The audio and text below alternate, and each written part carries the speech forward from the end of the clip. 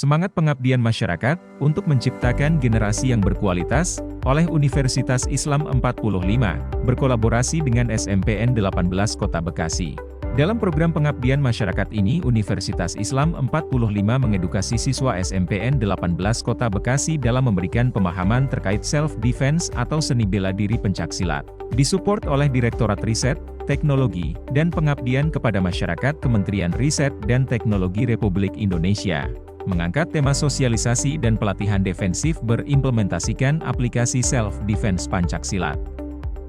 Acara yang dipandu oleh Dr. Aridotul Hakiah, MPD dan dihadiri lebih dari 80 peserta siswa SMPN 18 Kota Bekasi. Dimulainya acara diawali oleh berbagai sambutan mulai dari Kepala Sekolah SMPN 18 Kota Bekasi Yudi Kafiudi, MPD, dilanjutkan sambutan oleh Dani Nuryadi, SPD, MPD, sebagai Ketua Program Kegiatan Pengabdian Masyarakat Universitas Islam 45. Dilanjutkan dengan pemaparan dan dibukanya acara secara resmi, oleh Kepala Subdirektorat Lembaga Penelitian dan Pengabdian Masyarakat Universitas Islam 45 Dr. Hasan Basri, MPD. Berbagai narasumber turut memberikan edukasi kepada siswa SMPN 18 Kota Bekasi, mulai dari Dr. Dindin Abidin, MSI yang merupakan dosen program studi PJKR FKIP Universitas Islam 45 dan Rahmadia Trias Handayanto, PhD, yang merupakan dosen program studi teknik komputer Fakultas Teknik Universitas Islam 45. Diawali sesi materi oleh Dr. Dindin Abidin, MSI yang memaparkan terkait cegah dan hentikan kekerasan di sekolah, aku anak SMP tidak suka kekerasan.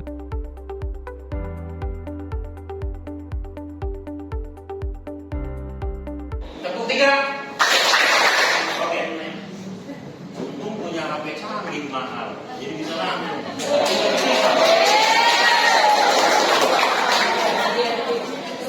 Kekerasan di sekolah bisa menyebabkan dampak buruk. Kemudian kekerasan demi menciptakan sekolah yang aman-nyaman.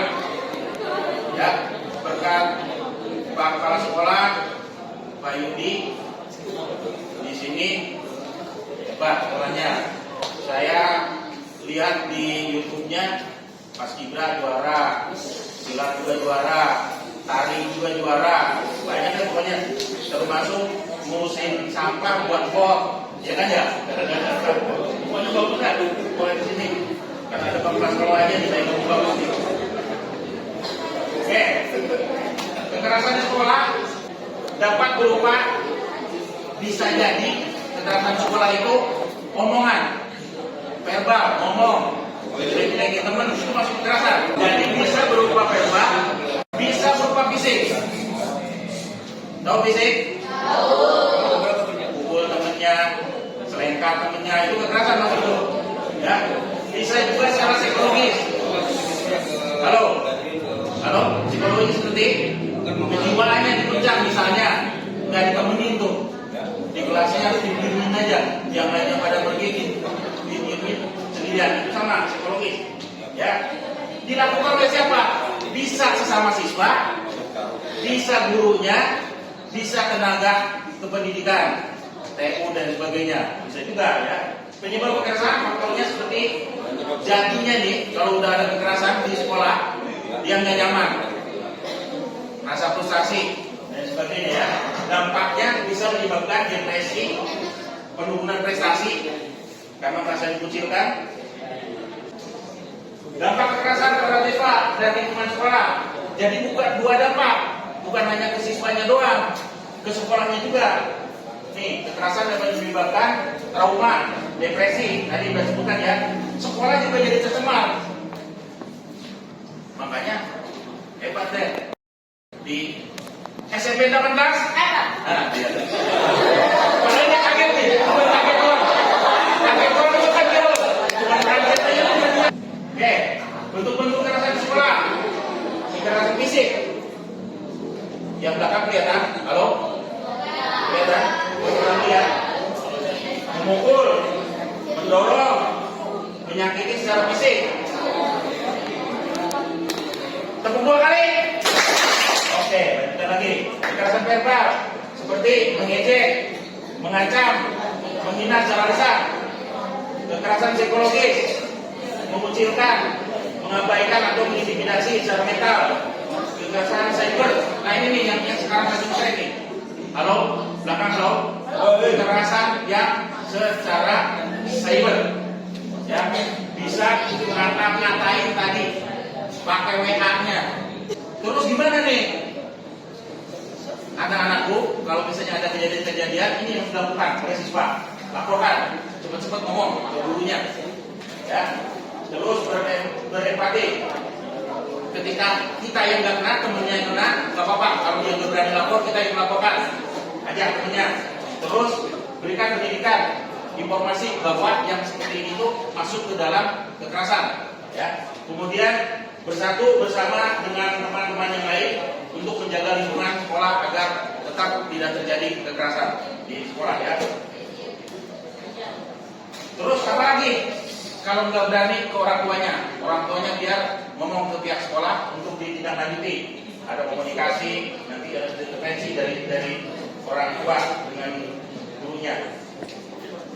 Ini pentingnya membangun budaya sekolah yang aman dan peduli, lingkungan yang kondusif, dari sekolahnya jadi enak nih.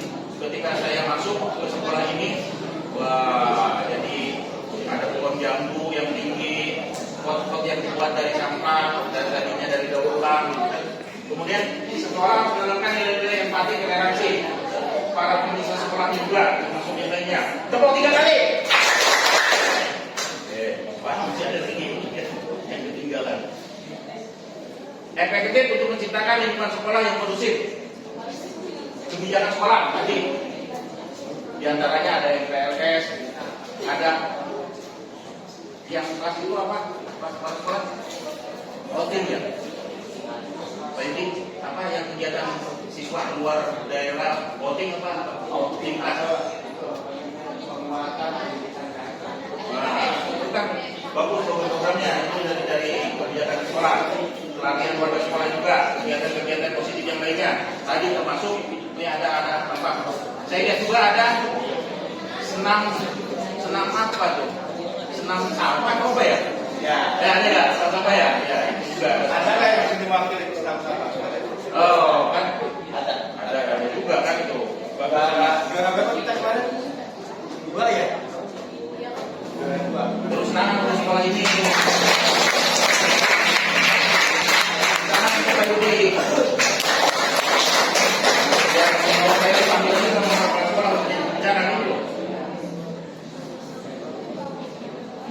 Penanganan kasus kekerasan sekolah, identifikasi, investigasi, penanganan, kemudian pemantauan, dipantau lagi. Jangan-jangan masih berlaku, masih terjadi atau tidak. Kalau sekolah ini sepertinya tidak pernah terjadi. Satu orang, maju lagi. Pakai bahasa sendiri, jelaskan. Contoh yang lain kekerasan diantaranya tadi sudah disebutkan. Ada yang lain? Klik yang depan ini. Ayo Kak. Ayo, maju sini.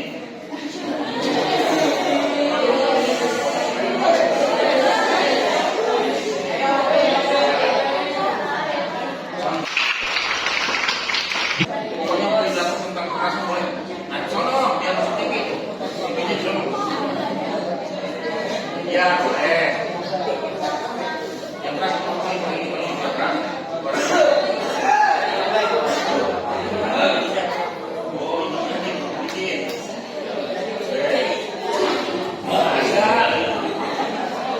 Contoh kekerasan di lingkungan sekolah adalah mengejek teman, mengata-ngatai dengan nama orang tua,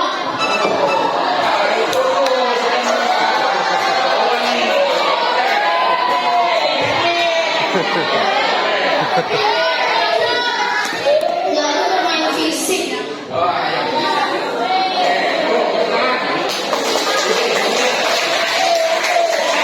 Ada lagi mau mendapatkan? Satu orang lagi? Ya. Ayo sini. Ayo Mas. Apa? Boleh. Dapat buku nih. Cepat, dapat buku. Silakan satu orang lagi. Ya.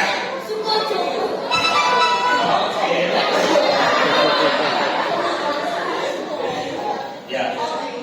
Penglihatannya kenanya. Jadi jelas ngomongnya. Itu.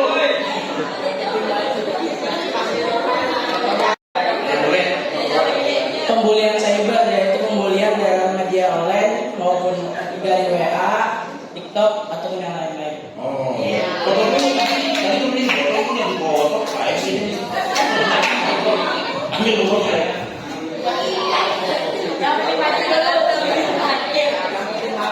Oke, ingat-ingat nih. Ingat-ingat. Peran siswa dalam mencegah menghentikan kekerasan, apa yang dilakukan paling tidak 4 hal ini. Laporkan segera. Kemudian berempati kalau misalnya temennya ternyata yang dibully, ya kami yang laporkan kalau nggak berani ya. Terus memberikan pemahaman bahwa ngata-ngatain orang tua juga nggak boleh sebetulnya kalau dia nggak suka ya. Kemudian bersatu untuk menjaga sekolah untuk tidak ada kekerasan. Satu orang maju lagi. Kalau ada kekerasan di sekolah, apa yang dilakukan? Satu orang. Ya.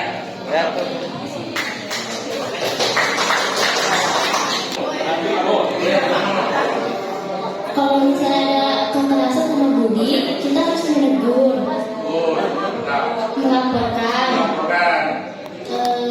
mengidentifikasi kasus dan pelaku. Oke, mantap. Ya.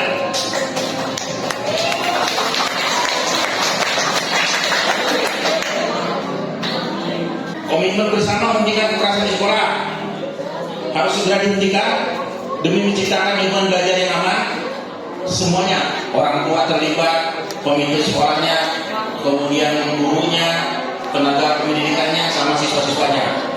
Oke ya, jadi itu hanya 10 menit saja tentang kekerasan. Yang penting anak-anakku tahu, karena nanti selanjutnya lebih dalam lagi ke tentang silatnya, kemudian juga nanti ke Androidnya, ya, atau aplikasinya. Oke, terakhir dari saya, tutup, biar gak capek tangannya lurus, semuanya lurus sebelah kanan kiri, tekuk sedikit, ketemu telapak tangannya.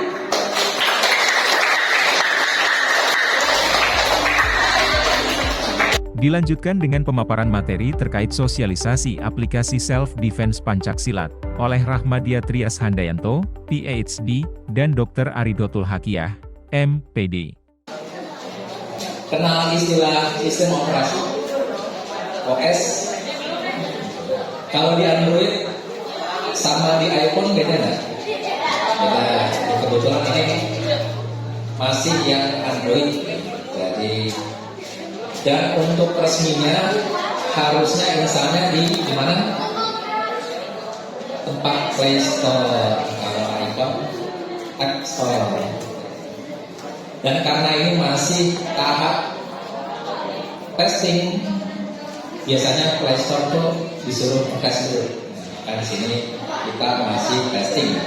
Kalau sudah tidak ada masalah, baru nanti kita publish di Play Store supaya bisa dilihat oleh anak-anak seluruh dunia.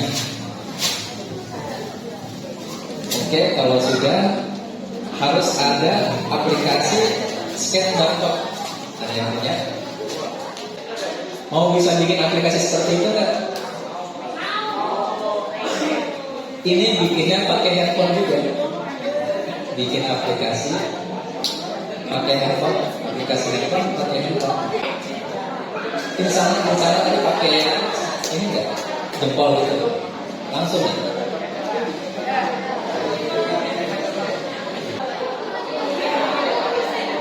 Dan dalam pembuatan aplikasi itu ada siklus.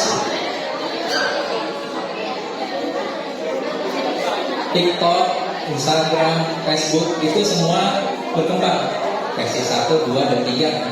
Jadi software itu kalau nggak update, dia nggak bagus. Nanti suatu saat ketika Android kalian update, yang di QR code ini nggak jalan lagi, karena harus ikuti OS. Makanya kadang di Play Store itu paksa orang untuk update. Misalnya yang di bank itu update terus.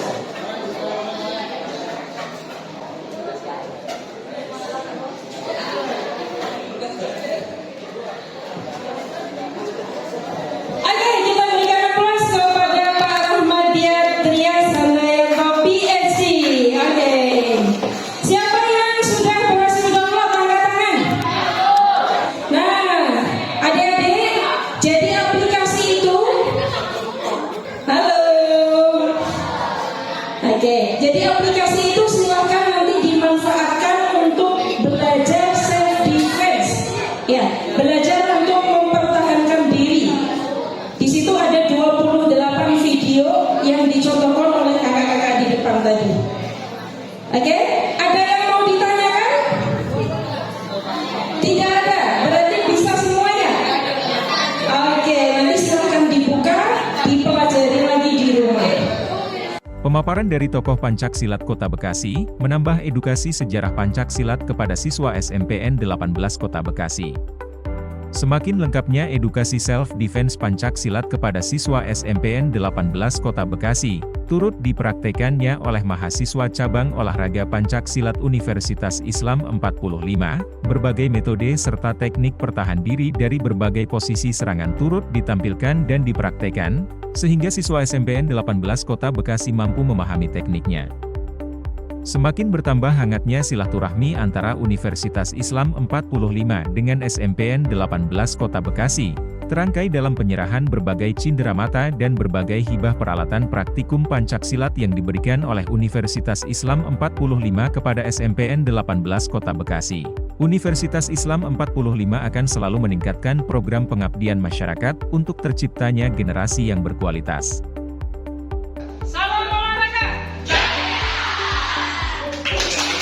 Terima kasih telah menonton, jangan lupa ya subscribe dan nantikan selalu video-video bermanfaat lainnya di Universitas Islam 45 Channel. Assalamualaikum warahmatullahi wabarakatuh.